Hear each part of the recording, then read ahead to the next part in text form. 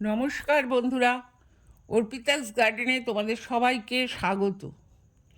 Adenium গাছ report করার জন্য আমরা কিভাবে মাটি তৈরি করব সেটা তোমাদের আমি আগের ভিডিওতে দেখিয়েছি। তোমরা অনেকেই সেই ভিডিওটা দেখেছো। আজ তোমাদের দেখাবো অ্যাডেনিয়াম গাছকে আমরা কিভাবে কাটাই ছাঁটাই করে রিপোর্ট করব। দেখো, এই ফেব্রুয়ারি মাস অ্যাডেনিয়াম গাছের কাটাই ছাঁটাই এবং রিপোর্টিং করার উপযুক্ত সময়। এই কাটাই ছাঁটাই এবং রিপোর্টিং করার জন্য আমরা যে কাজটা প্রথমে করব সেটা হলো টবের থেকে গাছটাকে এইভাবে আলাদা করে নেব। আমরা এইভাবে আলাদা করে নেওয়ার পর আমাদের যে মাটিটা এই রুটে রয়েছে সেই মাটিটাকে আমরা এইভাবে বের করে নেব। সম্পূর্ণ মাটিটা বের করে নেওয়ার পর আমরা এই অ্যাডেনিয়াম গাছের রুটটাকে খুব ভালোভাবে জল দিয়ে ধুয়ে নেব। দেখো, এখানে আমি একটা পাইপের সাহায্যে এই যে গাছের রুটটা, এই রুটটাকে খুব ভালো করে ধুয়ে নিচ্ছি, যাতে কোনো রকম মাটি বা কাঁকড় না থাকে। দেখো, আমি বেশ ভালো করে এই রুটটাকে ধুয়ে নিলাম। এবার এই রুটটা ধুয়ে নেওয়ার পর আমরা কিন্তু কাটাই ছাঁটাইয়ের কাজটা করব। দেখো, আমার গাছের এই অংশটা কিন্তু পচে গেছে। যখন আমি রুটের কাটাই ছাঁটাই করব তখন এই অংশটা আমি বাদ দিয়ে দেব।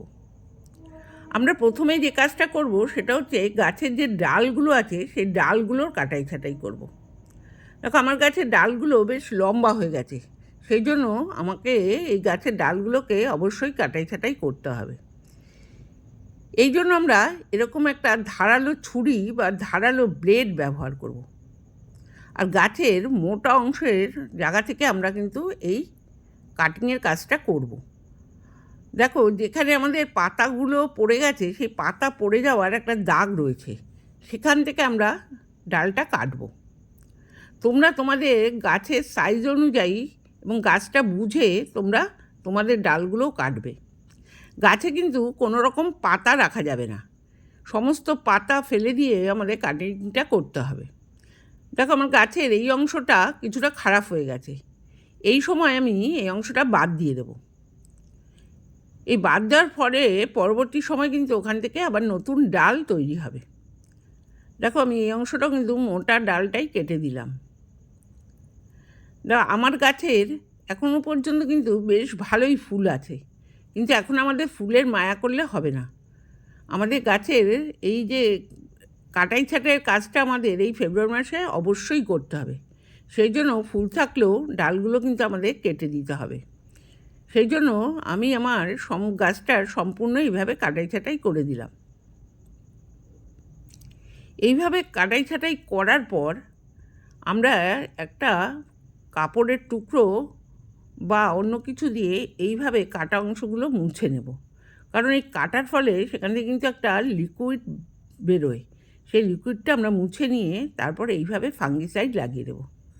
দেখো, আমি একটু ফাঙ্গিসাইড জলে গুলে নিয়ে সমস্ত কাটা ডালগুলোতেই কিন্তু ফাঙ্গিসাইড লাগিয়ে দিচ্ছি। এইভাবে ফাঙ্গিসাইড লাগিয়ে দেওয়ার ফলে কিন্তু এই ডালগুলোর কোনো রকম ক্ষতি হবে না। তোমরা কিন্তু এই ফাঙ্গিসাইড লাগানোর পরিবর্তে ঘরে থাকা হলুদও ব্যবহার করতে পারো। হলুদ কিন্তু এই ফাঙ্গিসাইডের কাজ করবে। দেখো, আমি সমস্ত ডালগুলোতেই এইভাবে ফাঙ্গিসাইড লাগিয়ে দিলাম। এবার আসবো এই যে রুটগুলো আমরা কিভাবে কাটাই ছাঁটাই করব। এই যে সরু সরু রুটগুলো দেখতে পাচ্ছ, এই রুটগুলো কিন্তু আমরা কেটে ফেলব। এই রুটগুলো কেটে ফেলার, দেখো, কাটতে গিয়ে প্রথমেই আমি এই যে মোটা রুটটা দেখছো, এই মোটা রুটের ওপরের অংশটা কিন্তু কালো হয়ে গেছে, এই অংশটা আমি বাদ দিয়ে দেবো। সেই জন্য দেখো, আমি এইভাবে এটা কেটে নিচ্ছি। দেখো, এইভাবে আমি এখান থেকে এতটা অংশ কেটে বাদ দিয়ে দিলাম। এই অংশটা কিন্তু আমি কাটবো না, এই অংশটা আমি রেখে দেবো। এই রুটটা কিন্তু পরবর্তী সময়ে মোটা হয়ে যাবে, এই রুটটা আমি কাটবো না। এরপর দেখো, এই যে সরু সরু রুটগুলো, এই অংশটা কিন্তু আমাদের মাটির নিচে ছিল, এখন আমাদের এই অংশটা মাটির ওপরে থাকবে। সেই জন্য এই সরু সরু রুটগুলো কিন্তু আমাদের কেটে দিতে হবে। দেখো এখানে আমি এই সরু সরু রুটগুলো সব কেটে দিচ্ছি। এই কাজটা কিন্তু আমাদের খুব আস্তে আস্তে করতে হবে, তাড়াহুড়ো করলে হবে না। খুব ধীরে ধীরে দেখে শুনে আমাদের কিন্তু এই রুটগুলোকে কাটতে হবে। ছুরি বা ব্লেড দিয়ে আমরা যখন কাটবো, একটা কাটতে গিয়ে আর একটা কোনো ডাল যেন লেগে না যায়, সেইভাবে খুব ধীরে ধীরে আমাদের কিন্তু এই কাজটা করতে হবে। দেখো আমি এইভাবে ওপরের দিকে সমস্ত রুটগুলো এইভাবে কেটে দিচ্ছি। এইভাবে ওপরের রুটগুলো কাটার সাথে সাথে দেখো নিচের দিকে এই যে মোটা রুটটা, এই রুটটাও কিন্তু একটুখানি কালো হয়ে গেছে। এই রুটটাও আমি এখান থেকে কেটে দেব। দেখো বেশ কালো হয়ে গেছে, কাটার পরেও কিন্তু আরও কিছুটা এই কালো অংশ রয়ে গেছে। এই অংশটা রাখা যাবে না, এই অংশটাও আমাকে কেটে ফেলতে হবে। দেখো তার পাশে যে সরু রুটটা রয়েছে, এটাও আমি কেটে দেব। দেখো আমি এইভাবে এই রুটটাও কেটে দিচ্ছি। এরপর এই অংশটা আমি কেটে বাদ দিয়ে দেব।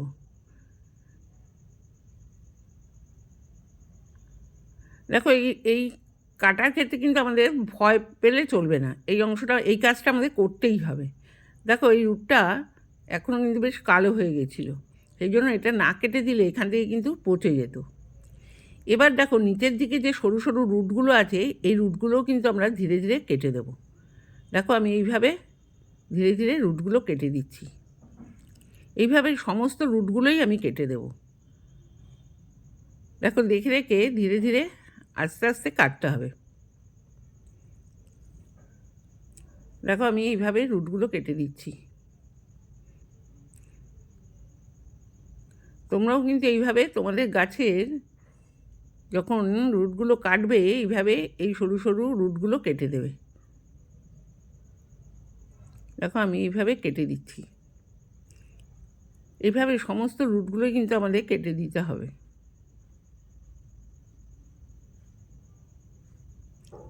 দেখো এইভাবে কেটে দেওয়ার পর আমার কিন্তু আর কোনো সরু রুট এখানে নেই। এভাবে সম্পূর্ণ সরু রুটগুলো কেটে দেওয়ার পর আমার মনে হলো এই অংশটুকু কেটে দেওয়া উচিত, সেই জন্য দেখো আমি এই অংশটুকুও কেটে দিলাম। এইভাবে অ্যাডেনিয়াম গাছের কাটাই ছাঁটাই করার পর আমরা কিন্তু খুব ভালো করে এইখানে ফাঙ্গিসাইড ব্যবহার করব। আমরা কিন্তু অনেক বেশি কাটাই ছাঁটাই করেছি, সেই জন্য আমাদের কিন্তু ভালোভাবে ফাঙ্গিসাইড ব্যবহার করতে হবে। এই ফাঙ্গিসাইড তোমরা দুভাবে ব্যবহার করতে পারো। তোমরা ফাঙ্গিসাইডের জল করে পুরো রুটটাকে তার মধ্যে ডুবিয়ে রাখতে পারো, আবার সম্পূর্ণ ফাঙ্গিসাইডও লাগিয়ে দিতে পারো। দেখো এখানে আমি একটা রঙের বালতিতে এইভাবে ফাঙ্গিসাইডের জল করে রেখেছিলাম। এই জলের মধ্যে এরপর আমরা এই রুটটাকে ডুবিয়ে রাখবো। তোমরা যদি শুধুমাত্র এইভাবে ফাঙ্গিসাইডের জলে ডুবিয়ে রিপোর্ট করো, তাহলে কিন্তু তোমাদের একটু বেশিক্ষণ ডুবিয়ে রাখতে হবে। আমি কিন্তু এখানে 10 মিনিট ডুবিয়ে রাখার পর আমি কিন্তু এই যে রুটগুলো তাতে কিন্তু ফাঙ্গিসাইড এইভাবে লাগিয়ে দেব। দেখো আমি আমার যে অংশটা পচে গেছিলো তোমাদের দেখালাম, সেই অংশে আমি এইভাবে ফাঙ্গিসাইডটা লাগিয়ে দিচ্ছি। দেখো আমি সম্পূর্ণ যে রুটের অংশটা সেইভাবে এইভাবে ফাঙ্গিসাইডটা লাগিয়ে দিচ্ছি। গাছটা কিন্তু সম্পূর্ণ কালারিং হয়ে যাচ্ছে।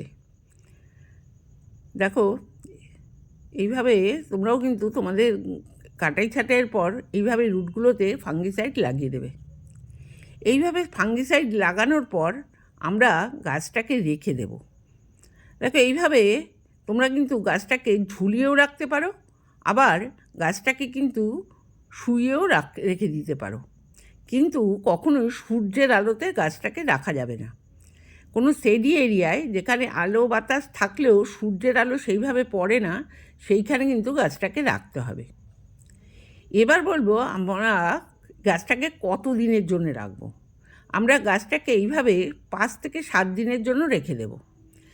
এর মধ্যে দেখবে এই যে কডেক্সটা, এই কডেক্সটা কিন্তু অনেকটা নরম হয়ে যাবে, এতে ভয় পাওয়ার কিছু নেই।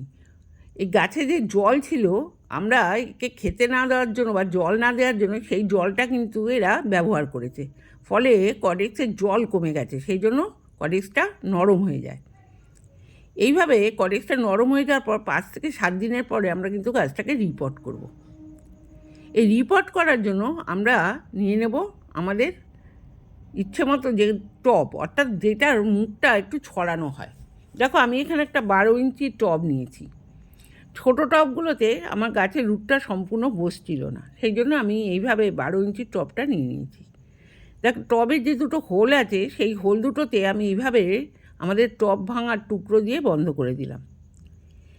এইভাবে বন্ধ করে দেওয়ার পর আমরা সব ক্ষেত্রেই এরকম কালো পাথর বা ইটের টুকরো ব্যবহার করি, এক্ষেত্রেও কিন্তু আমরা এই কালো পাথর বা ইটের টুকরো ব্যবহার করব। কিন্তু অ্যাডেনিয়াম গাছের ক্ষেত্রে আমরা যখন রিপট করব তখন কিন্তু এই যে পাথরের যে পরিমাণটা এটা আমাদের একটু বেশি দিতে হবে। এটা 1 ইঞ্চি বা 1.5 ইঞ্চি আমাদের নিচের থেকে ভর্তি করে দিতে হবে। কিন্তু আমার টবটা বড় হওয়ার জন্য আমি এখানে 2 ইঞ্চি মতো এই কালো পাথর দিয়ে ভরে দিলাম। এর উপর কিন্তু আমরা এখন মাটিটা ব্যবহার করব। দেখো যে মাটিটা আমি ব্যবহার করব সেই মাটিটা কিন্তু আমি 1 মাস আগে তৈরি করে রেখেছিলাম। এই মাটিটায় আমরা যেমন মাটি, বালি, ইটের গুঁড়ো, আমি এক্ষেত্রে ইটের গুঁড়ো ব্যবহার করিনি, কিন্তু আমি এখানে বালি চালার পর যে নুড়িগুলো হয় সেগুলো ব্যবহার করেছি। ভার্মি কম্পোস্ট বা গোবর সার, কাঠ কয়লা, হাড় গুঁড়ো, শিংকুচি, নিম খোল, সর্ষের খোল আর সাব ফাঙ্গিসাইড, এই দিয়ে কিন্তু মাটিটাকে তৈরি করে নিয়েছিলাম। এইভাবে সেই তৈরি করা মাটিটা আমরা টবের মধ্যে দিয়ে দেব। টবের মধ্যে দিয়ে আমি গাছটা বসাবো। দেখো গাছটা বসানোর পর মনে হচ্ছে আরেকটু মাটি লাগবে। দেখো মনে হচ্ছে গাছটা একটু বেশি নিচু হয়ে গেছে, সেই জন্য আমরা আরেকটু মাটি দেব। দেখো এখানে আমি আরেকটু মাটি দিয়ে দিলাম। এইভাবে মাটি দেওয়ার পর এবার গাছটাকে বসালাম। দেখো এবার মনে হচ্ছে ঠিক আছে। এইভাবে ঠিকমতো বসিয়ে গাছটাকে আমরা মাটি দিয়ে এবার এটাকে ভর্তি করে দেবো টবটা। দেখো এইভাবে মাটি দিয়ে আমরা টবটাকে ভর্তি করে দেব। কিছুদিন পর কিন্তু এই টবের মাটিটা অনেকটা বসে যাবে, অর্থাৎ নিচে নেমে যাবে। আর এই যে আমাদের কডেক্সটা দেখছো, যেটা গাছটা বসালাম, এই কডেক্সটাও কিন্তু অনেকটা চুপসে যাবে। এতে কিন্তু ভয় পাওয়ার কিছু নেই। আবার কিন্তু জল এবং খাবার পেয়ে কডেক্সটা ঠিক সতেজ হয়ে উঠবে।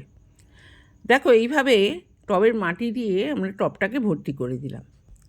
এখন আমরা এর মধ্যে দিয়ে দেবো জল। দেখো পরিমাণ মতো জল আমরা দিয়ে দেবো। এভাবে দেখো জল দেওয়ার পর আমার টবে কিন্তু একদম জল দাঁড়াচ্ছে না, অর্থাৎ দেখো জলটা কিন্তু বেরিয়ে যাচ্ছে। অ্যাডেনিয়াম গাছের টব যে আমরা মাটিটা তৈরি করব, সেই মাটিটা আমরা এমনভাবেই তৈরি করব যাতে গাছের গোড়ায় কখনোই জল না দাঁড়ায়। দেখো এইভাবে আমরা মাটি তৈরি করে আমরা এই গাছটাকে রিপট করব। তোমরাও কিন্তু তোমাদের এই অ্যাডেনিয়াম গাছ এইভাবে মাটি তৈরি করে রিপট করে ফেলো। আমার ভিডিওটা আজকে এই পর্যন্তই। আমার ভিডিওটা যদি তোমাদের ভালো লেগে থাকে তাহলে অবশ্যই একটা লাইক এবং শেয়ার করে দিও, কমেন্ট করতে ভুলো না। আর তুমি যদি আমার চ্যানেলে নতুন হয়ে থাকো তাহলে অবশ্যই চ্যানেলটা সাবস্ক্রাইব করে আমার পাশে থেকো। তোমরা সবাই ভালো থেকো, সুস্থ থেকো।